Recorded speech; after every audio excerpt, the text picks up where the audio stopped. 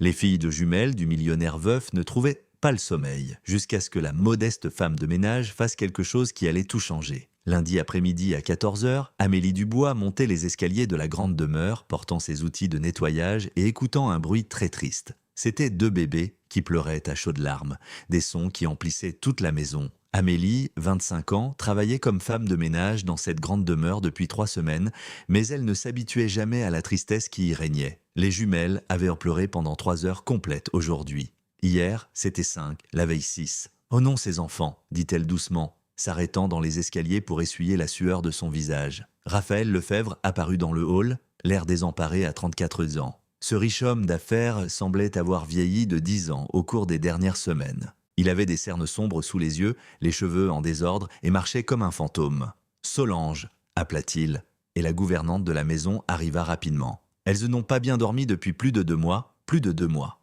Solange, 50 ans, qui servait la famille depuis 2 décennies, secoua tristement la tête. Elle notait toujours tout ce qu'elle voyait dans la maison dans un vieux petit carnet. « Monsieur, vous devez vous reposer aussi. Vous ne pouvez pas continuer comme ça. »« Me reposer ?» Raphaël laissa échapper un rire sec. « Comment puis-je me reposer en entendant mes filles pleurer comme ça? Quel genre de père suis-je, Solange ?» Amélie arrêta de monter les escaliers. La tristesse dans la voix de cet homme la toucha profondément. Elle avait perdu un bébé 1 an auparavant, alors qu'il était à 4 mois de grossesse, et savait bien ce que c'était de voir un enfant souffrir. Raphaël décrocha le téléphone, la main tremblante. « Docteur, c'est encore Raphaël Lefebvre. Je sais que j'ai déjà appelé ce matin, mais mes filles vont très mal. Vous devez pouvoir faire quelque chose. » La voix au téléphone dit quelque chose qui rendit Raphaël encore plus inquiet. « Comment ça, vous ne savez plus quoi faire? Nous avons eu un pédiatre, un neurologue, un spécialiste des nourrissons. J'ai dépensé plus d'argent que je n'en possède et rien ne fonctionne. » Il raccrocha le téléphone et frappa durement sa main contre le mur. Solange se précipita vers lui. « Vous ne pouvez pas vous faire de mal non plus. »« Ça ne sert à rien, Solange. Je suis un mauvais père. Je ne peux même pas faire cesser les pleurs de mes propres filles. » Amélie observait tout avec un cœur triste. Elle n'avait jamais vu un homme si complètement brisé. Sa douleur était authentique, forte, très profonde. Les pleurs des jumelles s'intensifièrent depuis leur chambre. Hélène et Sophie, âgées de 3 mois, luttaient contre quelque chose que personne ne pouvait comprendre. « Si elles ne vont pas mieux bientôt, je ne pourrai pas le supporter », dit doucement Raphaël, la voix chargée d'émotion. À 15 heures, Raphaël sortit précipitamment de la maison, tenant les 2 bébés dans leurs poussettes. « Je retourne à l'hôpital », cria-t-il à Solange. « Elles ont de la fièvre à force de pleurer. » Le grand portail de la maison se referma et la maison devint enfin silencieuse. Amélie expira de soulagement, non pas pour son travail, mais parce que ses petits-enfants avaient un moment de calme. « Pauvre petite », dit-elle tranquillement, terminant de monter pour nettoyer l'étage supérieur. Lorsqu'elle arriva à la porte de la chambre des jumelles, elle s'arrêta. L'air sentait encore le bébé mélangé aux médicaments, 2 petits lits, des objets roses et bleus, et de minuscules jouets jamais utilisés parce que les filles pleuraient trop pour jouer. Amélie savait qu'elle ne devait pas entrer. Raphaël était très strict sur qui pouvait toucher à la chambre de ses filles, mais quelque chose l'attira à l'intérieur. Elle prit une petite robe rose avec de petits lapins, la serra contre elle et ferma les yeux. La pensée du bébé qu'elle avait perdu la blessa profondément. « Mon petit ange », dit-elle doucement, « si tu étais né, tu aurais leur âge. » Après 1h30, le bruit du portail qui se fermait l'attira de ses pensées. Raphaël revenait. Amélie essaya rapidement de quitter la pièce, mais se cogna le pied contre le meuble, faisant tomber un flacon de parfum. « Oh non !» Elle se pencha pour ramasser les morceaux cassés quand elle entendit des pas dans l'escalier. « Les médecins ne savent de plus quoi faire !» cria Raphaël à Solange. « Ils disent qu'elles vont bien, mais elles n'arrêtent pas de pleurer. » Il entra dans la chambre en tenant Hélène dans ses bras. Le bébé était rouge d'avoir tant pleuré, son petit visage bouffi, ses petites mains serrées. « Papa ne sait plus quoi faire, ma fille, » dit-il doucement, la berçant avec précaution. « Papa est perdu. » Sophie, dans sa poussette, pleurait aussi. Un bruit strident qui faisait mal aux oreilles. C'est alors que quelque chose d'étrange se produisit. Amélie, toujours penchée et ramassant les morceaux de verre, regarda Hélène et sans le vouloir tendit les bras. « Puis-je la tenir un court instant ?» Raphaël, très fatigué, ne réfléchit pas longtemps. Il plaça le bébé dans les bras d'Amélie. Le silence se fit instantanément. Hélène cessa de pleurer comme si quelqu'un avait appuyé sur un bouton. Ses yeux bouffis s'ouvrirent et fixèrent le visage d'Amélie, un regard curieux et paisible qui laissa Raphaël sans voix.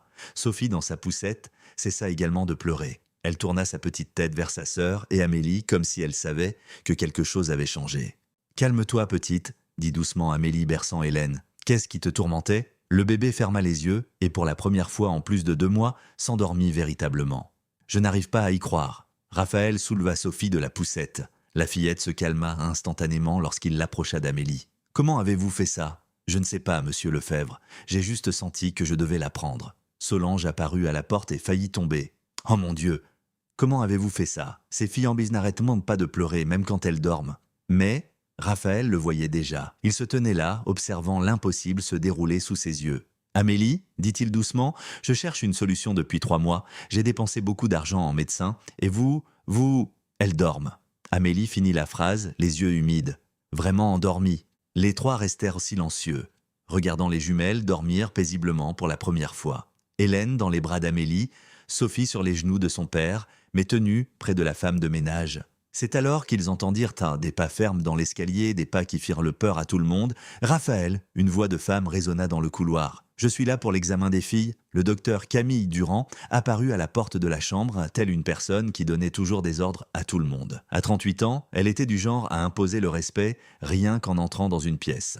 Blouse de médecin blanche, impeccable, cheveux attachés en un chignon soigné, une posture droite, comme quelqu'un qui est toujours en charge. « Raphaël, comment vont les filles ?» Elle s'arrêta de parler en voyant la scène, les jumelles endormies. Raphaël souriant pour la première fois depuis des mois et une femme de ménage tenant Hélène comme si c'était la chose la plus normale du monde. Le sourire de Camille se figea sur son visage.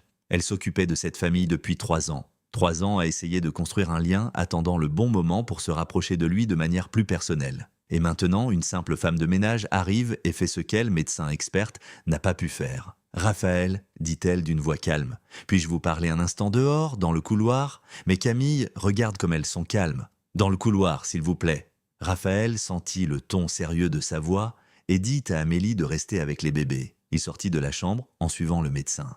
« Raphaël, savez-vous ce qui vient de se passer ?» Camille parla doucement, mais avec une colère contenue. « Quoi ? Elle a fait dormir ma fille, Camille, pour la première fois en 3 mois. Et connaissez-vous le passé de cette femme ? Savez-vous si elle a des maladies ? Savez-vous si elle a fait quelque chose de risqué ?» Raphaël parut inquiet. Il n'y avait pas pensé. « Camille, elle a juste pris Hélène. Raphaël, je suis pédiatre depuis 15 ans. Je sais à quel point ces moments peuvent être dangereux. Les bébés de 3 mois sont très fragiles. N'importe quoi de mauvais peut causer de gros problèmes. Mais elles vont bien. Camille, regarde comme elles dorment calmement en ce moment. Mais et si c'est un contact chimique ? Et si elle a mis quelque chose sur leur peau ? Et si c'est quelque chose qui causera des dommages plus tard ?» Les mots de Camille firent naître de sombres pensées dans l'esprit fatigué de Raphaël. Il avait toujours cru ce qu'elle disait. Camille avait sauvé les jumelles lorsqu'elles étaient nées prématurément. Elle était une experte renommée, une amie de la famille depuis des années. Dans la chambre, Amélie tenait doucement Hélène, qui dormait profondément. Solange surveillait Sophie, qui se reposait également calmement dans sa poussette. « Ma fille, dit doucement Solange, comment as-tu fait ça ?»« Je ne sais pas, madame Solange, j'ai juste senti que je devais aider. En 20 ans de service ici, je n'ai jamais vu une chose pareille. Ces filles n'arrêtent pas de pleurer même quand elles dorment. Et maintenant, regarde, dit-elle en montrant les bébés vraiment endormis, des respirations douces, des petits visages calmes, des mains ouvertes. C'est un miracle, vraiment, conclut Solange. Dans le couloir, Camille continuait de semer le doute. « Raphaël, je sais à quel point vous êtes inquiet, mais en tant que médecin, je ne peux pas laisser une personne non qualifiée toucher des bébés si petits.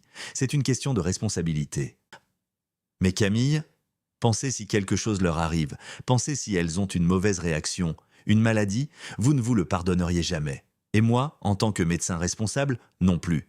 Raphaël passa une main dans ses cheveux. Sa fatigue l'empêchait de bien réfléchir. « Que me conseillez-vous de faire ? » « Qu'elles ne touchent plus les filles, pour leur propre bien. Pour l'instant, je vais changer leurs médicaments. » C'est peut-être ce qu'il fallait. Dans la chambre, Amélie sentit un frisson. Quelque chose n'allait pas. Hélène bougea un peu dans ses bras, mais continua de dormir. « Madame Solange, dit-elle doucement, est-ce que le docteur donne toujours des médicaments aux filles ? » « Tous les jours, ma petite. Elle dit que c'est pour les calmer, mais ça n'a jamais vraiment marché. » « Et aujourd'hui, en a-t-elle donné aujourd'hui ? Pas encore ? Elle vient d'arriver. » Amélie commença à réfléchir. Les jumelles s'étaient endormies sans aucun médicament, juste avec sa chaleur, juste avec sa main. C'est alors que Raphaël revint dans la chambre, le visage sévère. « Amélie, dit-il doucement, merci pour votre aide, mais le docteur Durand a raison. Il vaut mieux que vous ne touchiez plus les filles. » Amélie se sentit très triste. « Mais monsieur Lefebvre, elles vont bien. Je sais, mais cela pourrait être risqué. Vous n'êtes pas médecin, c'était peut-être une coïncidence ou quelque chose qui causera des dommages plus tard. » Amélie posa doucement Hélène dans son lit. Le bébé continua de dormir. « Je comprends, monsieur Lefebvre. » Mais ses yeux disaient tout le contraire. Elle ne comprenait rien. Elle savait qu'elle avait aidé ses enfants et maintenant on la renvoyait pour cela. Camille entra dans la chambre avec un sourire qui ne se reflétait pas dans ses yeux.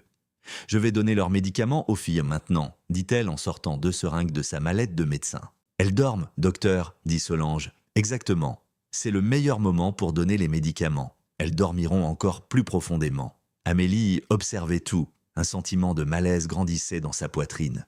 Quelque chose à propos de ces seringues ne semblait pas correct. « Excusez-moi, » dit-elle doucement et sortit de la chambre. Dans le couloir, elle entendit Camille parler doucement, plus pour elle-même. Cette personne a failli tout gâcher. Mardi, 6 heures du matin. Amélie arriva au travail le cœur lourd. Tout le week-end, elle n'avait cessé de penser aux jumelles. Avait-elle dormi ? Allait-elle bien ? Quand elle entra dans la grande maison, elle entendit exactement ce qu'elle pensait et craignait, des pleurs. Hélène et Sophie pleuraient dans leur chambre, plus fort et plus tristement qu'auparavant. C'était comme si elles étaient revenues à leur état initial, mais en pire. « Elles n'ont presque pas dormi de tout le week-end, » dit Solange en voyant Amélie. « Le patron est de nouveau effondré et les médicaments du docteur, elle en a donné plus. Elle a dit que c'était nécessaire pour compenser ce qui s'est passé vendredi. » Amélie parut inquiète. « Compenser ? Pourquoi aurait-elle besoin de compenser le fait que les jumelles aient été dormies ? » À cette heure précise, le docteur Camille arriva. Aujourd'hui, elle n'était pas la même, plus déterminée, plus stricte. « Où était la femme de ménage ?» demanda-t-elle à Solange. « Elle nettoie le salon principal, docteur. »« Appelez-la ici, j'ai besoin de lui parler. » Amélie monta les escaliers, le cœur battant la chamade. Camille attendait dans le couloir, les bras croisés, avec un regard froid. « Amélie, c'est bien ça ?»« Oui, docteur. Je dois mettre une chose très au clair. Vous ne devez absolument pas toucher les enfants de cette maison. Ce sont des bébés prématurés, fragiles. Tout contact inapproprié peut provoquer une grave infection. Mais docteur, j'ai juste aidé. Vous n'avez pas aidé du tout. Vous avez créé un problème. Les filles ont été agitées tout le week-end parce que leur organisme a été perturbé. Perturbé par quoi ? Des parfums bon marché, des produits de nettoyage, des germes. Vous nettoyez des maisons, n'est-ce pas ? Vos mains transportent des microbes qui peuvent être dangereux pour les bébés. » Chaque mot de Camille était comme un coup au visage d'Amélie. Le docteur parlait avec une autorité qui ne laissait aucune place à la discussion. « Avez-vous bien compris ? Ne touchez pas les enfants. N'entrez pas dans leur chambre. Si j'apprends que vous n'avez pas obéi, je dirai à monsieur Lefebvre de vous renvoyer sur le champ. »« Oui, docteur. »« Bien, maintenant je vais m'occuper de mes patientes. » Camille entra dans la chambre des jumelles et ferma la porte. Amélie resta dans le couloir, honteuse et incertaine. Avait-elle vraiment fait quelque chose de mal ? Avait-elle par hasard fait du tort au bébé ? Dans la chambre, Camille sortit une seringue de sa mallette, mais ce n'était pas la même que Raphaël avait vue dans le support. Celle-ci contenait un liquide clair qui était loin d'être apaisant. « Maintenant, nous allons régler ce petit problème, n'est-ce pas ?» dit-elle doucement, versant le contenu dans le biberon d'Hélène. Le liquide était un sédatif léger sans goût, mais qui maintenait les bébés agités pendant des heures. Camille en avait utilisé de petites quantités pendant 3 mois, depuis la naissance des jumelles. Son plan était clair, maintenir les enfants dépendants de ces médicaments, se rendre indispensable à Raphaël, et au bon moment, trouver le remède et le gagner par la reconnaissance. Mais vendredi, une simple femme de ménage avait failli ruiner 3 ans de plan. Aujourd'hui, Camille doubla la dose. Les jumelles allaient le passer une très mauvaise semaine, et quand elle changerait à nouveau les médicaments, Raphaël lui serait très reconnaissant. « Voilà mes petites, » dit-elle doucement au bébé. « Papa verra que seule tante Camille peut s'occuper de vous. » Hélène et Sophie burent les biberons empoisonnés sans le savoir. Dans 1 heure, l'effet commencerait. Dans 2 heures, elle pleurerait à chaudes larmes comme jamais auparavant. Dehors, dans le couloir, Amélie nettoyait le sol, entendant les pleurs qui s'intensifièrent déjà. Son cœur souffrait, mais elle ne pouvait rien faire. On lui avait interdit d'intervenir. À 10 heures, Raphaël rentra de son travail et trouva ses filles dans un état pire que jamais. « Camille !» cria-t-il au téléphone, « elles sont horribles. Quels médicaments avez-vous donné ? Calmez-vous, Raphaël, c'est normal. Leur organisme a été perturbé par le contact de vendredi. Maintenant, je suis en train de corriger ça. Ça va empirer avant de s'améliorer. Ça va empirer, malheureusement. Oui, mais croyez-moi, je suis médecin depuis 15 ans. Je sais ce que je fais. » Raphaël raccrocha et s'effondra dans le fauteuil confortable de la chambre. Les jumelles avaient pleuré pendant 4 heures, complètes. C'était mardi, et elles n'avaient pas bien dormi depuis dimanche. « Elles vont mourir si ça continue, » se dit-il doucement, la voix pleine d'une grande tristesse. Dans le couloir, Amélie entendit tout et sentit des larmes couler sur son visage. Elle savait qu'elle pouvait aider. Elle savait que les jumelles se calmeraient dans ses bras, mais on lui avait interdit de les toucher. C'est alors qu'elle vit quelque chose qui la rendit encore plus incertaine. Dans la poubelle des toilettes, elle vit une bouteille vide de somnifère pour bébé, le même médicament que le docteur disait donner aux filles. Si elle donnait le somnifère, pensa Amélie, pourquoi la bouteille est-elle vide dans la poubelle? Et pourquoi les filles y vont-elles plus mal? Le début du doute commença à grandir dans le cœur d'Amélie. Quelque chose n'allait pas. Et si la personne qui devait s'occuper des jumelles était en réalité en train de leur faire du mal? Les pleurs des bébés emplissaient la grande maison comme un appel à l'aide. Un appel que seule Amélie semblait comprendre, mais auquel on lui avait interdit de répondre. « Elles vont mourir si ça continue !» cria Raphaël au téléphone à Camille. Et pour la première fois, Amélie se demanda, était-ce exactement son intention? Mercredi midi, Amélie travaillait au premier étage de la grande maison, entendant les pleurs des jumelles qui n'avaient pas cessé depuis 8 heures complètes. C'était un son qui lui faisait mal au cœur, surtout parce qu'elle savait qu'elle pouvait aider. Solange apparut dans la cuisine avec son petit carnet et un air inquiet. « Ma petite, puis-je te parler ?»« Bien sûr, Madame Solange. Je trouve que ce qui se passe est très étrange. Les filles ne se sont senties mieux que lorsque tu t'es occupée d'elles vendredi. Puis pendant le week-end, elles étaient pires qu'avant. » Amélie arrêta de nettoyer et regarda la gouvernante. « Vous aussi, vous trouvez ça très étrange. Et il y a autre chose ?» Solange regarda autour d'elle pour s'assurer que personne n'écoutait. « Je travaille ici depuis 20 ans. Je n'ai jamais vu un bébé pleurer autant. Donc ce n'est pas normal? Non, ce n'est pas normal. Et une autre chose qui m'a frappée, c'est que le docteur vient ici tous les jours maintenant. Mais avant la naissance des filles, elle n'apparaissait que lorsque le patron l'appelait. » Amélie sentit son cœur battre plus vite. Elle n'était pas folle. Il y avait vraiment quelque chose de mauvais. « Madame Solange, vous notez tout dans ce petit carnet, n'est-ce pas? » « Oui, c'est une vieille habitude. Je note qui entre, qui sort, à quelle heure. » « Pouvez-vous me dire à quelle heure le docteur arrive et à quelle heure les filles les commencent à pleurer plus fort ?» Solange ouvrit son petit carnet et tourna les pages. « Regarde ici. Lundi, le docteur est venu à 7 heures, a donné les médicaments à 7h30. Les filles ont commencé à pleurer très fort à 8h30. Et hier, mardi, le docteur est venu à 7 heures, a donné les médicaments à 7h15. Les filles ont commencé à s'agiter à 8h15. Toujours 1 heure après les médicaments, toujours. Mais ça doit être normal, non? Parfois, les médicaments mettent à jeu du temps à agir. » Amélie parut inquiète. « Si les médicaments sont pour les calmer, pourquoi les jumelles vont-elles plus mal après? Madame Solange, avez-vous vu quel médicament le docteur jette à la poubelle? Que veux-tu dire? J'ai vu des bouteilles vides de somnifères pour bébé dans la poubelle des toilettes. Si elle donne des somnifères au bébé, pourquoi les bouteilles sont-elles vides dans la poubelle? » Solange parut pensive. « Maintenant que tu le dis, c'est un peu étrange. Pourquoi jeter des médicaments qui n'ont pas été utilisés? » C'est alors qu'ils entendirent des pas rapides dans l'escalier. Raphaël descendit en courant, les cheveux en désordre, sa chemise froissée. « Solange, où est Camille? Je l'ai appelée, mais elle ne répond pas. »« Elle n'est pas encore venue aujourd'hui, monsieur. Les filles pleurent à chaudes larmes depuis 8 heures. »« 8 heures, Solange. Elles vont avoir des convulsions si ça continue. » Amélie sentit sa poitrine se serrer en voyant à quel point il était inquiet. « Monsieur Lefebvre, dit-elle doucement, puis-je émettre une pensée? »« Quoi? Et si vous essayez de ne pas donner les médicaments aujourd'hui? Juste pour voir si ça change quelque chose ?» Raphaël la regarda comme si elle avait dit quelque chose de fou. « Amélie, elles sont comme ça précisément parce qu'elles ont besoin des médicaments. Camille a dit que leur organisme est... » Qu'est-ce qu'elle a dit encore? Perturbé. « Mais et si ce n'est pas ça? Et si ce sont les médicaments qui leur font du mal? »« Amélie !» Raphaël parla plus fort. « Camille est un médecin expert. Elle sait ce qu'elle fait. » Amélie baissa les yeux, mais le doute dans son esprit ne fit que grandir. Le téléphone sonna et Raphaël se précipita pour répondre. « Camille, Dieu merci, tu dois venir vite, les filles s'y vont très mal. »« Calme-toi, Raphaël, je serai là dans 30 minutes. En attendant, tu peux leur donner une autre dose de médicaments. C'est dans le réfrigérateur. » Raphaël se rendit à la cuisine et ouvrit le réfrigérateur. Il sortit une bouteille contenant un liquide clair. « Solange, viens m'aider à donner les médicaments au bébé. » Amélie observa tout et prit une décision. Elle devait savoir ce qui se passait vraiment. À 14 heures, elle se tenait près de la fenêtre du salon, faisant semblant de nettoyer la vitre. De là, elle pouvait voir la chambre des jumelles à l'étage supérieur. 15 minutes plus tard, Camille arriva. Amélie vit qu'elle n'avait pas l'air aussi inquiète qu'elle aurait dû l'être. En vérité, elle semblait presque heureuse. De la fenêtre, Amélie pouvait voir Camille entrer dans la chambre des jumelles. Elle continua d'observer et ce qu'elle vit l'effraya.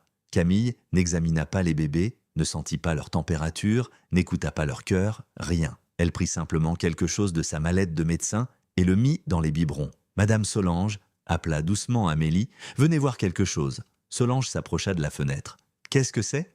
Regardez là-haut. Le docteur n'examine pas les filles. Elle ne fait que manipuler les biberons. » Solange regarda et parut inquiète. « Comme c'est étrange. Un médecin ne devrait-il pas examiner avant de donner des médicaments ? À ce moment-là, elles virent Camille quitter la chambre et parler à Raphaël dans le couloir. Elle ne pouvait ne pas entendre, mais à son visage, elle lui disait de ne pas s'inquiéter de quelque chose. « Madame Solange, quand le docteur partira, pourrez-vous me montrer quel médicament elle a laissé ?»« Oui, je peux. » 1 heure plus tard, Camille quitta la maison. Solange et Amélie montèrent dans la chambre des jumelles. « Regarde ici. » Solange montra la bouteille dans le réfrigérateur de la chambre. C'est ce qu'elle laisse toujours. Amélie prit la bouteille et lut le nom à haute voix. Somnifère naturel pour bébé, mais regardez ça, Madame Solange. Elle montra l'arrière de la bouteille. Le bouchon a été manipulé. Quelqu'un l'a ouvert et refermé. Comment le sais-tu? J'ai nettoyé des maisons pendant des années. J'ai appris à voir ces choses. Quelqu'un a manipulé cette bouteille. Solange regarda de plus près. Tu as raison, le bouchon est un peu tordu. C'est alors qu'elles entendirent un nouveau cri venant des lits. Hélène et Sophie recommençaient à s'agiter. 1 heure après les médicaments, dit doucement Amélie, exactement comme vous l'avez noté. Oh mon Dieu, dit doucement Solange, se pourrait-il que... Madame Solange, pouvez-vous faire quelque chose pour moi? Quoi? Demain, quand le docteur viendra, faites comme si vous aviez oublié quelque chose dans la chambre et observez-la manipuler les médicaments sans qu'elle vous voie. Et si elle le découvre, alors nous saurons qu'il y a vraiment quelque chose de mauvais. Jeudi, 6h30 du matin. Amélie arriva au travail, impatiente de savoir comment les jumelles avaient passé la nuit. Solange l'accueillit à la porte avec un air heureux. « Ma petite, je suis contente que tu sois là. Donc comment s'est passée la nuit? Le patron n'a pas donné les médicaments la nuit dernière et tu sais ce qui s'est passé? Quoi? Les filles ont dormi pendant 6 heures complètes. 6 heures pour la première fois depuis des mois. » Amélie sentit un mélange de soulagement et de confirmation de ses doutes. « Et ce matin, elles dorment encore, mais le docteur est venu il y a 30 minutes, elle est à l'étage. Avez-vous pu la surveiller? Je l'ai fait. Et tu ne croiras pas ce que j'ai vu? » Solange entraîna Amélie dans un coin tranquille de la cuisine et dit doucement. Elle a pris une seringue de sa mallette et a mis quelque chose dans la bouteille de médicaments. Quelque chose qu'elle a apporté de l'extérieur. En êtes-vous certaine? Complètement. Je l'ai vu percer le bouchon de la bouteille avec l'aiguille et y injecter un liquide clair. Oh mon Dieu! Et il y a plus. Après l'avoir injecté, elle a goûté une goutte sur sa propre langue. Goûté pour voir si ça avait une saveur. Je l'ai vu faire un visage satisfait comme si elle vérifiait que personne ne pourrait le découvrir. Amélie se sentit très effrayée. Un médecin n'aurait pas besoin de goûter des médicaments sur sa langue à moins de mélanger quelque chose qui ne devrait pas y être. « Madame Solange, nous devons parler à Monsieur Lefebvre. Il ne nous croira pas, nous avons besoin de plus de preuves. » C'est alors qu'elles entendirent des pas descendre les escaliers. Camille apparut dans la cuisine avec un sourire qui ne se reflétait pas dans ses yeux. « Bonjour à tous.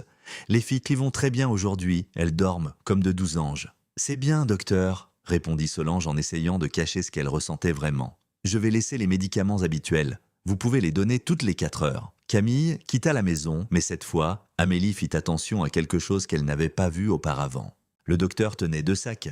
Sa vraie mallette de médecin et un petit sac isotherme. « Madame Solange, avez-vous vu ce sac isotherme ?»« Oui, je l'ai vu.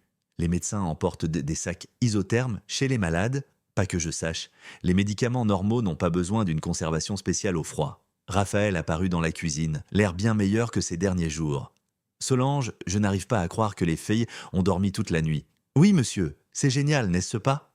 Camille a dit que c'est parce que les nouveaux médicaments fonctionnent. Amélie et Solange se regardèrent. Elles savaient que ce n'étaient pas les médicaments qui fonctionnaient, c'était l'absence de médicaments. « Monsieur Lefebvre ?» osa Amélie. « Ne trouvez-vous pas étrange qu'elles ne se soient améliorées que lorsqu'elles n'ont pas pris les médicaments de nuit? Mais elles les ont pris. Camille a changé le mélange. Mais vous avez dit vous-même que vous n'aviez pas donné les médicaments la nuit dernière. » Raphaël s'arrêta et réfléchit. « C'est vrai, je ne l'ai pas fait, j'ai complètement oublié, j'étais si fatigué. Et elles se sont améliorées, juste une coïncidence. » Monsieur Lefebvre. Solange intervint rapidement. « Puis-je dire quelque chose? Bien sûr. En 20 ans de service ici, j'ai appris à observer. Et il y a certaines choses qui me frappent. » « Quelles choses? Le docteur manipule toujours les médicaments avant de les laisser ici, et les filles vont toujours plus mal exactement 1 heure après les avoir pris. » Raphaël parut inquiet. « Êtes-vous en train de dire que... »« Je ne dis rien de mal, monsieur. Je vous dis juste ce que je vois. » À ce moment-là, les pleurs des jumelles recommencèrent depuis l'étage. Hélène et Sophie s'étaient réveillées et commençaient déjà à s'agiter. « D'accord, » expira Raphaël, « je vais leur donner les médicaments. »« Monsieur Lefebvre, » parla rapidement Amélie. « Et si nous essayons une fois de plus sans les donner, juste pour être certain? Amélie, s'il te plaît, seulement pour aujourd'hui. Si elles vont beaucoup plus mal, vous leur donnez les médicaments immédiatement. » Raphaël se sentit partagé. D'un côté, les conseils du médecin de Camille. De l'autre, ce qu'il voyait de ses propres yeux. « D'accord, mais si elles vont vraiment mal, je leur donnerai les médicaments. » Amélie sentit une petite lueur d'espoir grandir dans sa poitrine. Peut-être qu'aujourd'hui, ils découvrirent la vérité. À 10 heures, quelque chose d'incroyable se produisit. Les jumelles qui s'étaient réveillées en pleurant se calmèrent lentement d'elles-mêmes, sans médicaments, sans aucune aide, juste avec la chaleur de leur père et des soins normaux. « Je n'arrive pas à y croire », dit doucement Raphaël, regardant ses filles en nez calme. « Croyez-vous maintenant qu'il y a quelque chose de mauvais avec ces médicaments ?» demanda Amélie. Raphaël était sur le point de répondre quand le téléphone sonna. « Raphaël, c'est Camille. Comment vont les filles ? Elles vont bien. Bien. As-tu donné les médicaments à temps ?» Raphaël regarda Amélie et Solange, qui secouèrent la tête. « Non, oui, je l'ai fait. » Quand Raphaël raccrocha, Amélie sut qu'il avait menti à Camille. « Pourquoi avez-vous menti, monsieur ? » Parce que je veux être certain de quelque chose avant d'accuser un médecin de ce que vous deux pensez. » « Et comment serons-nous certains ?» Raphaël resta silencieux un moment. « Nous allons tester les médicaments. » Jeudi, 14 heures. Raphaël, Amélie et Solange étaient dans la cuisine, regardant la bouteille de médicaments que Camille avait laissée. « Comment allons-nous tester ça ?» demanda Raphaël. « Mon frère travaille dans la pharmacie, » dit Solange. « Il peut le vérifier sans que personne ne le sache. Mais ça prendra du temps. » « Il y a une autre façon, » intervint Amélie. « Nous pouvons voir comment les filles agissent d'avec et sans les médicaments toute la journée. » « Comment ça ? » ?»« Facile. Nous divisons la journée en 2 parties. Le matin, elles restent sans médicaments.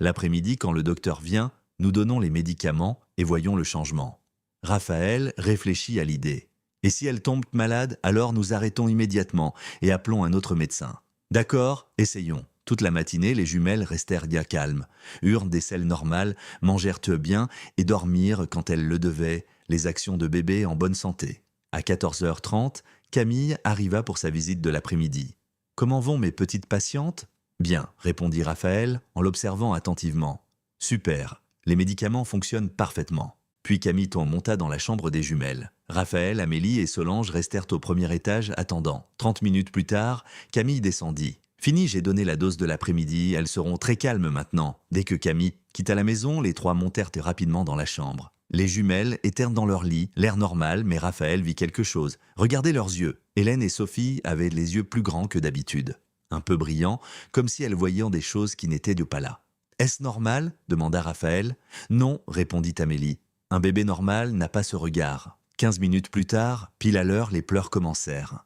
Mais ce n'était pas un cri de bébé normal. C'était un cri triste de quelqu'un qui ressentait quelque chose de mal. « Maintenant, j'en suis certain, » dit Raphaël, la voix tremblante de colère. « Elle fait du mal à mes filles avec des médicaments. »« Qu'allons-nous faire ?» demanda Solange. « Nous allons le prouver. » Raphaël décrocha le téléphone et appela un médecin secret qu'il connaissait. « Docteur Aubert, c'est Raphaël Lefebvre. J'ai besoin que vous veniez chez moi rapidement pour examiner mes filles. Non, ce n'est pas une urgence, mais c'est crucial. Pouvez-vous venir aujourd'hui ?» Pendant que Raphaël était au téléphone, Amélie entendit un bruit étrange dans le jardin. Elle regarda par la fenêtre et vit Camille, debout derrière un arbre, observant la maison. « Madame Solange, dit-elle doucement, regardez dehors. » Solange regarda et devint blanche. « Elle nous observe en secret. Pourquoi ? Parce qu'elle sait que nous avons découvert quelque chose. » À ce moment-là, Raphaël raccrocha le téléphone. « Le docteur Aubert arrive à 16h.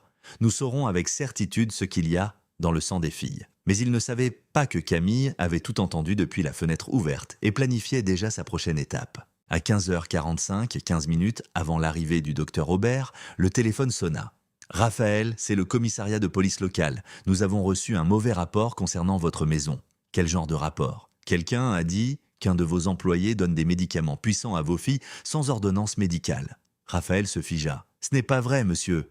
Nous devons venir vérifier. C'est la règle. Mais nous sommes en route. » Raphaël raccrocha et regarda Amélie et Solange, plein d'inquiétude. « Quelqu'un nous a dénoncés. »« Qui ?» demanda Amélie, mais au fond d'elle, elle connaissait déjà la réponse. 20 minutes plus tard, 2 voitures de police s'arrêtèrent devant la grande maison. 4 policiers montèrent dans la chambre des jumelles, où ils trouvèrent Raphaël, Amélie et Solange s'occupant des bébés en pleurs. « Qui est l'employé en charge des soins médicaux des enfants ?» demanda l'officier. « Personne, » répondit Raphaël. « Un médecin s'occupe d'eux. » Nous avons des informations selon lesquelles cette dame, dit-il en désignant Amélie, a donné des médicaments sans autorisation. Ce n'est pas vrai. C'est alors que Camille apparut à la porte avec un autre policier. Officier, comme je l'ai dit au téléphone, j'ai trouvé des preuves que cet employé a donné des médicaments aux enfants. Elle ouvrit sa mallette de médecin et en sortit une bouteille de médicaments puissants. J'ai trouvé ça caché chez elle. Amélie était abasourdie. Ce n'est pas à moi, je n'ai jamais vu cette bouteille de ma vie. Et j'ai aussi trouvé ça. Camille montra un morceau de papier, ses notes, sur les quantités de médicaments. Raphaël prit le papier des mains du policier. C'était une fausse ordonnance avec des soins pour Hélène et Sophie signée par le docteur Amélie Dubois. « Amélie, dit doucement Raphaël, comment as-tu pu ? Monsieur Lefebvre, je vous jure que je n'ai jamais écrit ça. Je ne sais même pas comment écrire une ordonnance. Je ne suis même pas médecin. Madame, dit l'officier, vous devez venir avec nous pour répondre à des questions. Non, je ne suis pas coupable, elle a caché ces choses. Mais alors qu'Amélie était emmenée, Camille s'approcha de Raphaël.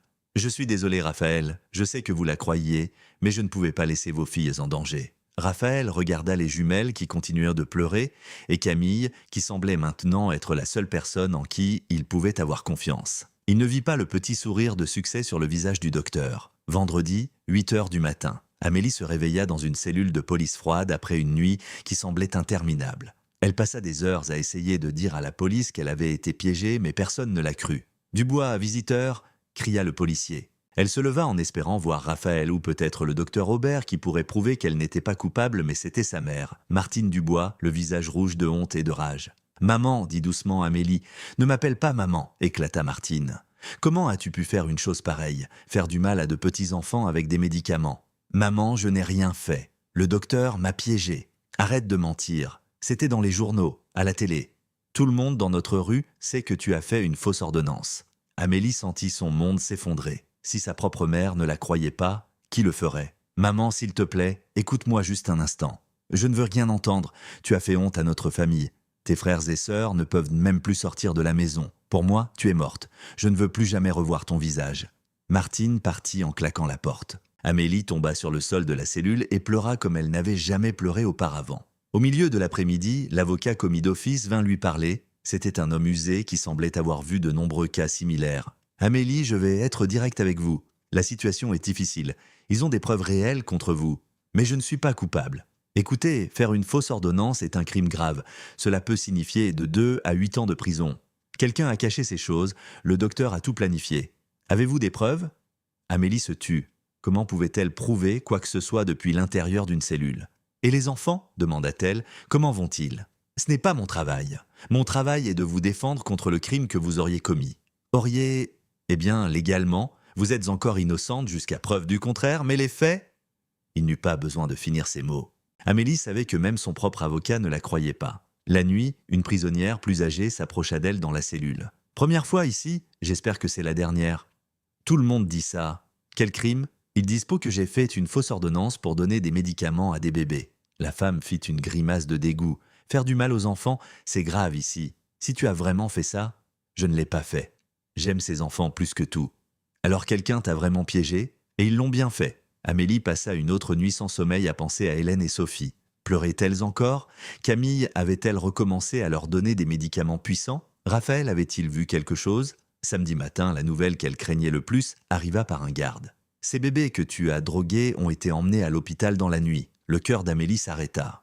« Quoi ? Ils sont en soins intensifs. Ils ont des convulsions. Une très forte fièvre. Les médecins pensent que c'est une surdose des médicaments que tu as donnés. » Amélie cria et courut vers les barreaux de la cellule. « Non, je ne leur ai donné aucun médicament. Libérez-moi. J'ai besoin de parler à quelqu'un. »« Tais-toi, tu ne vas nulle part. Elzinga, elles vont mourir. Vous ne comprenez pas. C'est le docteur qui les tue. » Mais personne n'écouta. Pour tous, elle n'était qu'une autre criminelle essayant d'échapper à ses responsabilités. Amélie tomba sur le sol de la cellule, pleurant à chaudes larmes. Hélène et Sophie étaient en train de mourir, et la personne qui pouvait les sauver était détenue dans une prison. Dehors, dans les couloirs de l'hôpital, Raphaël faisait les 100 pas comme un fou. Ses filles étaient reliées à des machines, luttant pour leur vie. « Comment cela a-t-il pu arriver, Camille ?» demanda-t-il pour la 10e fois. « Raphaël, je t'ai dit que la femme de ménage leur donnait des médicaments depuis des semaines. Leurs corps ont accumulé la substance et maintenant, elles ont une mauvaise réaction.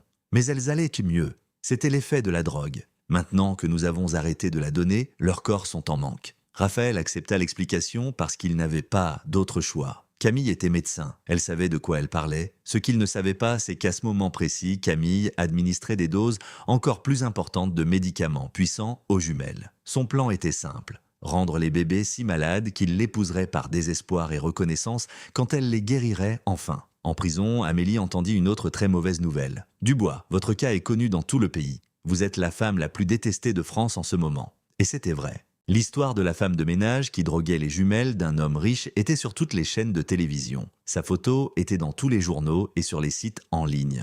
Des foules en colère se rassemblaient devant le commissariat pour demander justice. « Tueuse de bébés !» cria quelqu'un depuis la rue. « Enfermez-la !» Amélie se cacha dans le coin de sa cellule. Sa vie était devenue un cauchemar public tandis que la vraie coupable était considérée comme une héroïne pour avoir essayé de sauver les enfants. Mais le pire, c'était de savoir que pendant qu'elle était coincée dans une cellule, Hélène et Sophie mouraient dans les bras de celle qui les droguait vraiment. « Mon Dieu !» dit-elle doucement dans l'obscurité de la cellule. « Si vous existez vraiment, protégez ces enfants. Elles ne méritent pas ça. » Et par miracle, à l'autre bout de la ville, quelqu'un commençait à se poser des questions que Camille n'avait pas prévues. Dimanche, 6 heures du matin. À l'hôpital Saint-Joseph, Raphaël n'avait pas quitté le chevet de ses filles depuis 36 heures. Hélène et Sophie étaient en soins intensifs avec des moniteurs affichant des signes inquiétants, une fièvre qui ne baissait pas et de petites convulsions fréquentes. « Comment vont-elles » demanda Raphaël au docteur Martin, le pédiatre en chef. « Stable, mais toujours préoccupante. Nous aurons les résultats des tests toxicologiques demain matin. D'ici là, nous les maintiendrons hydratés et sous surveillance. Leurs corps doivent éliminer la substance par eux-mêmes. » Raphaël se passa la main sur le visage, 3 jours sans sommeil correct, sans nourriture, incapable de penser à autre chose. Camille arriva avec une tasse de café. « Raphaël, tu dois dormir un peu. »« Je ne peux pas, regarde-les, Camille. Je sais que c'est dur, mais elles iront bien, crois-moi. Comment peux-tu en être si certaine ?»« Parce que je connais ce type d'intoxication médicamenteuse. J'ai vu des cas similaires. » Et ce que Raphaël ne savait pas, c'est que Camille mentait. Elle n'avait jamais vu de cas similaires parce qu'elle l'avait elle-même provoqué. Solange vint rendre visite aux jumelles. En tant qu'employée de la famille depuis 20 ans, elle avait obtenu une permission. « Comment ont-elles passé la nuit, monsieur ?»« Mal. »« Solange, très mal. »« Et Amélie, vous n'êtes pas encore allé la voir ?» Raphaël se sentit mal à l'aise. « Après ce qu'elle a fait, monsieur, puis-je dire quelque chose en tant que personne qui connaît la famille depuis longtemps ? Parle. J'ai vu Amélie avec ses filles, j'ai vu comment elle s'occupait d'elle, la chaleur qu'elle avait. Cette jeune femme ne ferait jamais de mal à un enfant. Mais les faits ? Les faits peuvent être fabriqués, monsieur, mais un cœur ne peut pas l'être, et son cœur pour les filles était pur. » Raphaël devint silencieux et pensif. Au fond de lui, il avait aussi des doutes. « Solange, penses-tu que je devrais aller lui parler ? » ?»« Je pense que vous devriez au moins écouter sa version. » Camille, qui regardait son téléphone, entendit la conversation et devint attentive. « Raphaël, intervint-elle rapidement, ne penses-tu pas qu'il vaut mieux te concentrer sur les Phrygiens maintenant ? Cette femme ne fera que t'inquiéter davantage. Peut-être que tu as raison. » Mais Solange n'abandonna pas. « Monsieur, permettez-moi de poser une question. Bien sûr, depuis qu'Amélie a été arrêtée, les filles se sont-elles améliorées ou ont-elles empiré ?» La question fut un choc. Raphaël n'y avait jamais pensé de cette façon. Empiré ? Alors, n'est-ce pas étrange ? Si elle les droguait vraiment, ne devrait-elle pas aller mieux sans elle ? Camille sentit son cœur battre plus vite. La question était risquée. « Solange, répondit-elle avec une autorité de médecin. L'intoxication médicamenteuse ne fonctionne pas comme ça. Le corps a besoin de temps pour se débarrasser des substances nocives. Il est normal qu'elles aillent plus mal avant d'aller mieux. Ah, je comprends. » Mais Solange ne comprenait rien. En fait, elle devint encore plus méfiante. « Monsieur, dit-elle doucement quand Camille s'éloigna, ne pensez-vous pas que vous devriez au moins parler à Amélie juste pour être certain ?» Raphaël regarda ses filles reliées aux machines. « D'accord, mais juste pour clarifier cette histoire une bonne fois pour toutes. Ce qu'il ne savait pas, c'est que ce choix commencerait à défaire 3 ans de mensonges. » Lundi, 10 heures du matin. Raphaël était assis dans la salle d'interrogatoire du commissariat, inquiet et triste, mais aussi curieux. Quand Amélie apparut, il fut très surpris par son apparence. En 4 jours, elle semblait avoir vieilli de plusieurs années, mince, pâle, avec des cernes sombres sous les yeux qui témoignaient de sa douleur. « Monsieur Lefebvre, dit-elle doucement. « Amélie, comment vont les filles ?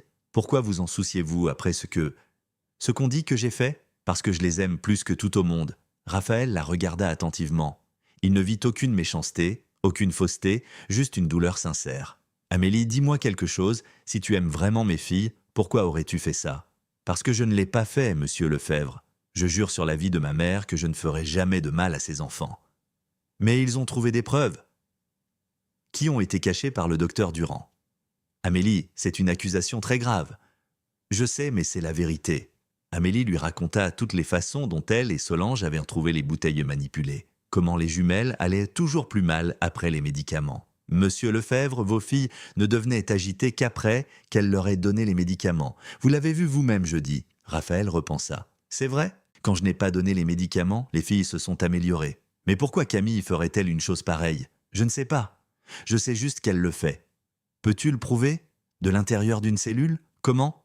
Raphaël quitta le commissariat, la tête étourdie. Les mots d'Amélie avaient du sens, mais ils étaient si graves qu'une partie de lui ne voulait pas y croire. De retour à l'hôpital, il trouva le docteur Martin sortant de la chambre des jumelles. « Docteur, comment vont-elles » Étrangement, elles vont un peu mieux aujourd'hui. Leur fièvre a baissé d'un cran. « Vraiment ?» ?»« Oui. Si ça continue comme ça, nous pourrons peut-être retirer certains moniteurs demain. » Raphaël commença à réfléchir. Les filles y allaient mieux à l'hôpital, loin de tout médicament de Camille. « Docteur, puis-je poser une question difficile ?»« Bien sûr. » Si quelqu'un donnait une substance pour maintenir des bébés agités, irait-il mieux quand ils arrêteraient de recevoir cette substance? Le docteur Martin parut inquiet. Cela dépendrait de la substance, mais oui, s'il s'agissait d'un stimulant, par exemple, il se calmerait lentement en arrêtant de le recevoir. Et combien de temps cela prendrait-il? Environ 2 ou 3 jours. Pourquoi? Juste pour savoir.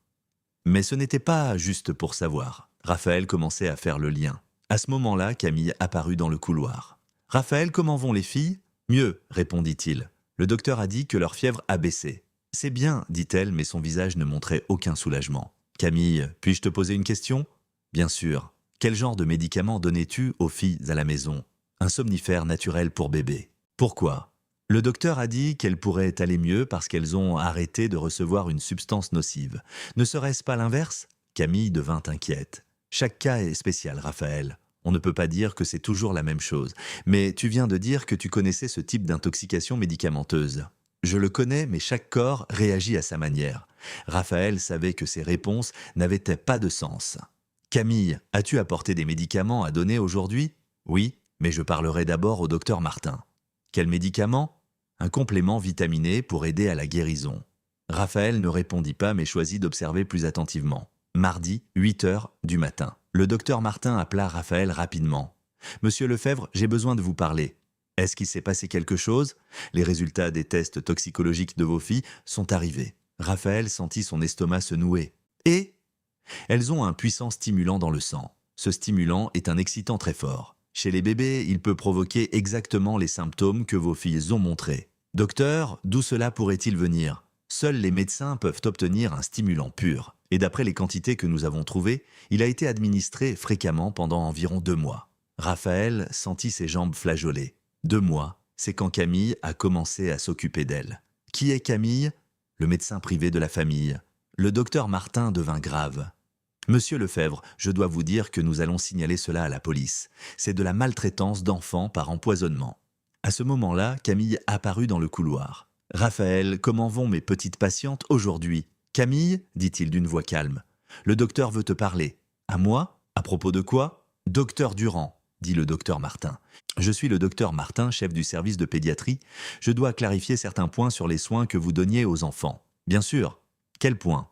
Nous avons trouvé des stimulants puissants dans leur sang. » Camille perdit ses couleurs, mais essaya de le cacher. « Des stimulants? Impossible, je n'ai donné que des somnifères naturels pour bébé. Madame, avez-vous l'ordonnance pour ce somnifère? Bien sûr. » Elle fouilla dans son sac, mais prit plus de temps que d'habitude. « C'est étrange, je crois que je l'ai laissé à mon cabinet. »« Docteur, continua le docteur Martin, la quantité de stimulants montre qu'il a été administré fréquemment pendant 2 mois. Pouvez-vous clarifier cela?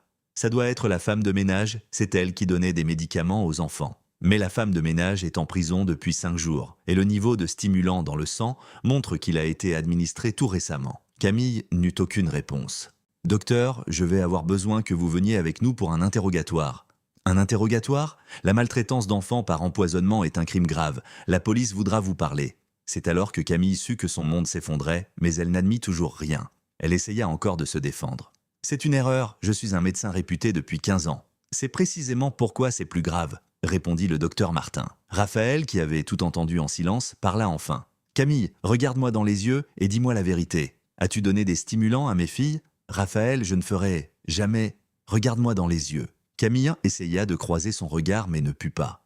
Je peux t'expliquer. Alors explique. Mais au lieu d'admettre, elle essaya de s'enfuir. Je dois aller chercher les papiers à mon cabinet. Je reviens tout de suite. Vous n'allez nulle part, dit le docteur Martin. La sécurité de l'hôpital a déjà été appelée. C'est alors que Camille sut qu'elle n'avait aucune échappatoire. Mardi, dans la salle de sécurité de l'hôpital, Camille en était assise entre Raphaël, le docteur Martin et 2 enquêteurs de police. Elle essayait toujours de tout nier. « Je n'ai jamais donné de stimulant à ces enfants », affirma-t-elle fermement. « Docteur, dit l'un des enquêteurs, nous avons le rapport toxicologique. Nous avons le témoignage du père et nous avons votre présence constante dans la maison pendant qu'elles étaient intoxiquées. Juste une coïncidence ? Avez-vous une explication pour les stimulants dans le sang des bébés ? C'était la femme de ménage. La femme de ménage n'a pas accès à des stimulants médicaux, n'est-ce pas, madame ? Camille se tut. Raphaël n'en pouvait plus. Camille, pour l'amour de Dieu, arrête de mentir. Mes filles ont failli mourir. Je ne voulais pas qu'elles meurent. Les mots sortirent avant qu'elles ne s'en rendent compte. C'était la première faille dans son récit. Alors, vous admettez leur avoir donné quelque chose ? Demanda l'enquêteur. Camille réalisa son erreur et essaya de se reprendre. Non, je voulais dire que personne ne voulait qu'elle meure. Ce n'est pas ce que vous avez dit. Si, c'était ça. Raphaël se leva, agité. Camille, tu es médecin, tu sais que mentir lors d'un interrogatoire de police est pire pour toi. Je ne mens pas. Alors explique pourquoi mes filles ne se sont améliorées que lorsqu'elles ont arrêté de prendre tes médicaments. Elles ne se sont pas améliorées. Si, elles l'ont fait. Jeudi, quand je n'ai pas donné tes médicaments, elles ont dormi toute la nuit. Était-ce juste une coïncidence ? Et ici, à l'hôpital, sans médicaments, elles vont de mieux en mieux chaque jour. Camille était piégée mais se débattait encore. C'est alors que le docteur Martin intervint. Docteur, nous avons les caméras de sécurité de l'hôpital. Vous avez été vu en train d'administrer quelque chose aux enfants la nuit dernière pendant le changement de personnel. Camille se sentit très effrayée. Quelle caméra ? Le service de soins intensifs est surveillé 24 heures sur 24. Nous voulons savoir ce que vous avez administré à 3 heures du matin. Camille tenta un autre mensonge. C'était de l'eau saline. Elles avaient besoin de plus d'hydratation. L'eau saline n'a pas besoin d'être cachée aux infirmières. Pourquoi ne leur avez-vous pas dit ? Camille n'eut aucune réponse. L'enquêteur se rapprocha. « Docteur, nous allons vous simplifier la tâche.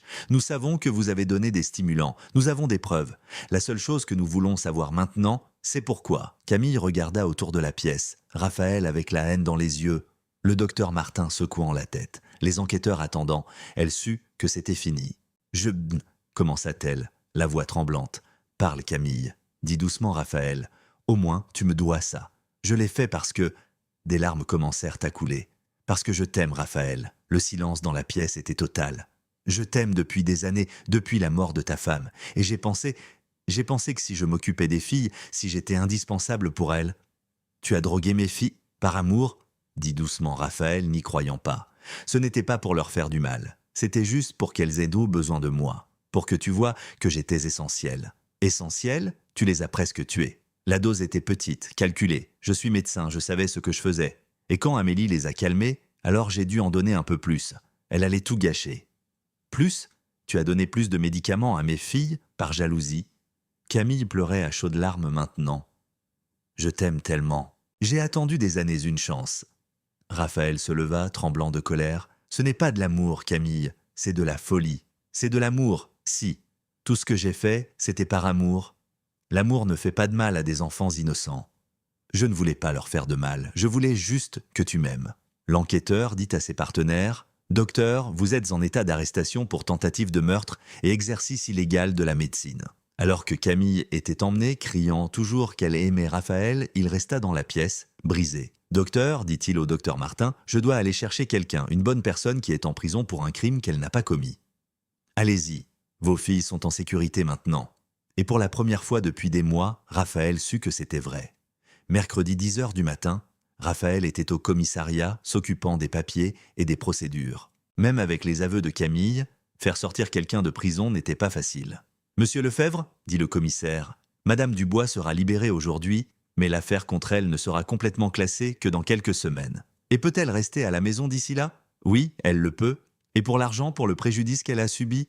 Je m'en occuperai plus tard. Pour l'instant, je veux juste la faire sortir d'ici. » À 11h30, Amélie sortit enfin de la cellule. 5 jours qui semblaient être 5 ans. Elle tenait un sac en plastique avec les quelques affaires qu'elle avait lors de son arrestation.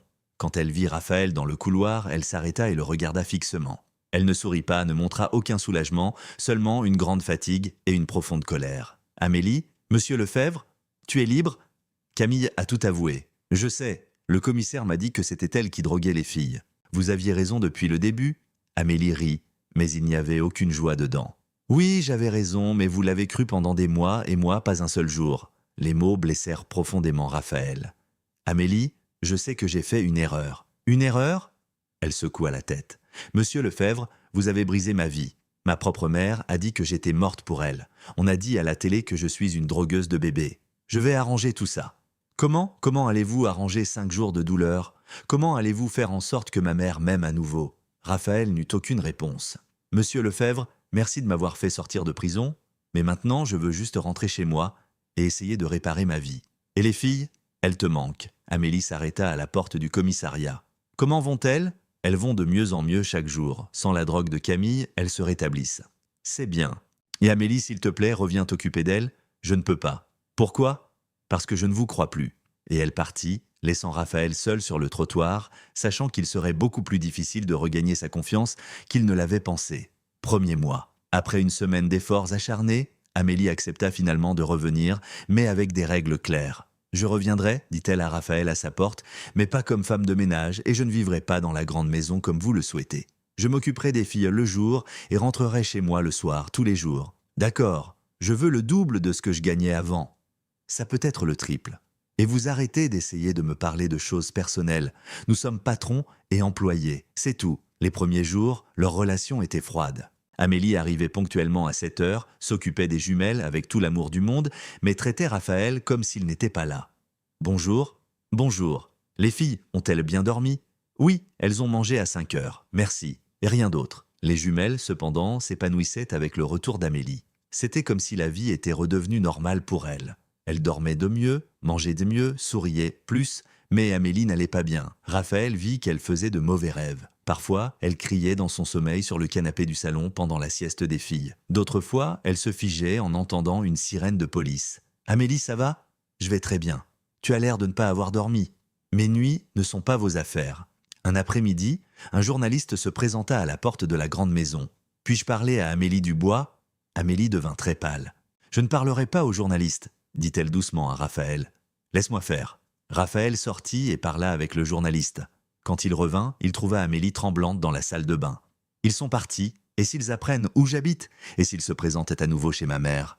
Raphaël vit qu'elle faisait une crise de panique. « Respire lentement. Personne ne te dérangera. »« Comment pouvez-vous le promettre, monsieur ? » ?»« Parce que je vais engager des gardes pour toi. Je n'ai pas besoin d'aide gratuite. »« Ce n'est pas de l'aide gratuite, c'est mon devoir. Je t'ai mise dans ce pétrin. » C'était la première fois que Raphaël disait vraiment que c'était de sa faute. Deuxième mois. Les tâches quotidiennes restaient difficiles, mais Raphaël vit de petits changements. Amélie était toujours froide avec lui, mais parfois elle oubliait et répondait à une question plus facilement. « Comment s'est passé le week-end des filles ?» Hélène essaie de se déplacer à 4 pattes. Elle essaie de se hisser sur le tapis. « Vraiment ? N'est-elle pas un peu jeune ?» Chaque bébé a son propre rythme. Elle est avide d'apprendre, tout comme vous. Amélie sut que la conversation avait dépassé les limites professionnelles et redevint froide. « Je vais préparer leur purée. » Un jour, Raphaël rentra à la maison et trouva Amélie en train de pleurer dans le jardin pendant que les jumelles dormaient. « Est-ce qu'il s'est passé quelque chose ? Rien que vous ayez besoin de savoir, monsieur. »« Amélie, tu pleures ? » ?»« Il s'est passé quelque chose. Je suis allé au marché ce matin et tout le monde me dévisageait. Une vieille dame a dit à son petit-fils que j'étais la femme qui avait drogué le bébé. » Raphaël sentit sa poitrine se serrer. « Je suis tellement désolé. » « Être désolé n'aidera pas. Le mal est fait. Je vais donner une interview à la télé. Je vais tout clarifier. Et pensez-vous que ça aidera? Que les gens arrêteront de me voir comme un monstre? » Raphaël ne sut quoi répondre. « Amélie, laisse-moi aider. Vous avez déjà beaucoup aidé. » Cette nuit-là, Raphaël appela un journaliste connu et organisa une interview pour la semaine suivante. S'il avait créé le problème, il essaierait de le résoudre. Troisième mois. L'interview de Raphaël fut bien accueillie. Il raconta toute l'histoire, assuma la responsabilité d'avoir cru les mensonges de Camille et s'excusa ouvertement auprès d'Amélie. « Amélie Dubois est une femme honnête et travailleuse qui a été victime d'un mauvais médecin.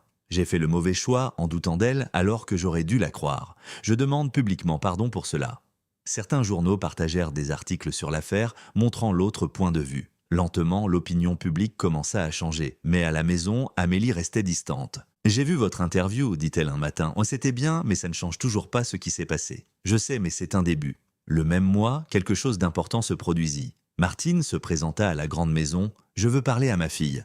Raphaël appela Amélie, qui se raidit en voyant sa mère. Maman, je suis venu demander pardon. Amélie ne répondit pas. J'ai vu son interview à la télé. J'ai su que tu disais la vérité depuis le début. Tu ne m'as pas cru quand j'avais le plus besoin de toi. Je sais et je suis vraiment désolé. Être désolé ne ramène pas les jours que j'ai passés seul en prison. Amélie, s'il te plaît, tu es de ma fille. Je t'aime.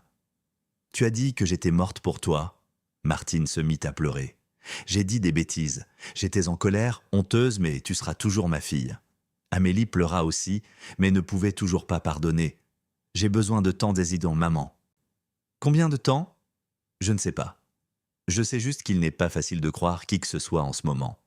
4e mois. Amélie accepta finalement de dîner le dimanche chez sa mère. C'était le premier pas vers la paix familiale. « Comment vont les filles ?» demanda Martine. « Adorable. Hélène se déplace déjà à 4 pattes et Sophie essaie. Et le patron te traite-t-il gentiment ?»« Oui, je n'ai rien à redire. »« Amélie, puis-je dire quelque chose ?»« Tu peux. Je vois dans tes yeux qu'il te plaît. »« Maman, il n'y a rien de mal à ça. C'est un homme bien et il n'est pas marié. C'est mon patron et je suis une employée. Et alors ? Tu es une femme honnête, travailleuse et gentille. N'importe quel homme aurait de la chance de t'avoir. » Amélie se tut. Pendant des mois, elle ne s'était pas considérée comme une femme, seulement comme l'aide des jumelles. À la grande maison, Raphaël changeait aussi. Il commença à observer davantage Amélie, non seulement comme la nounou de ses filles, mais comme une personne. Il vit à quel point elle était aimante, dévouée et intelligente. Un après-midi, il la trouva en train de montrer à Hélène comment applaudir. « Allez, petite, tape dans tes mains. » Hélène rit et essaya d'imiter, mais ses petites mains ne se touchaient pas tout à fait. « Elle apprend vite, » dit Raphaël. « Elles sont très intelligentes, » répondit Amélie, signifiant les deux, tout comme leur mère.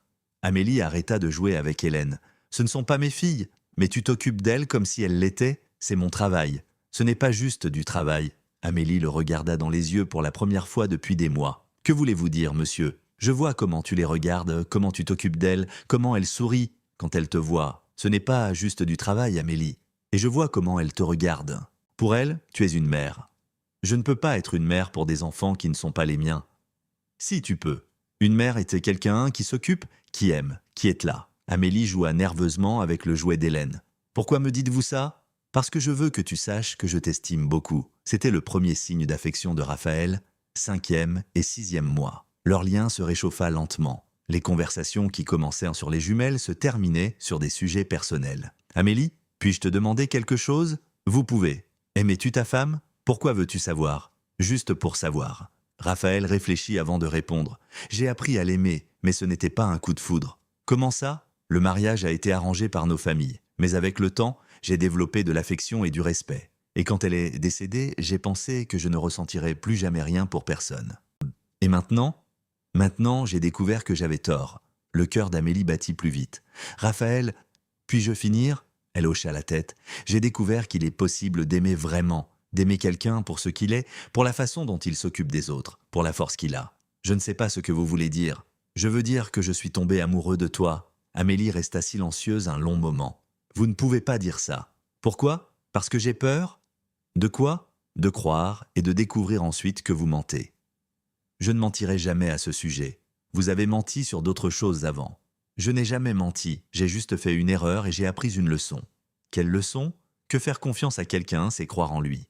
Coucou tout le monde, dites-nous dans les commentaires de quel pays ou de quelle ville vous nous regardez, ça nous fait toujours plaisir de le savoir. Et d'ailleurs, qu'avez-vous pensé de l'histoire d'aujourd'hui ?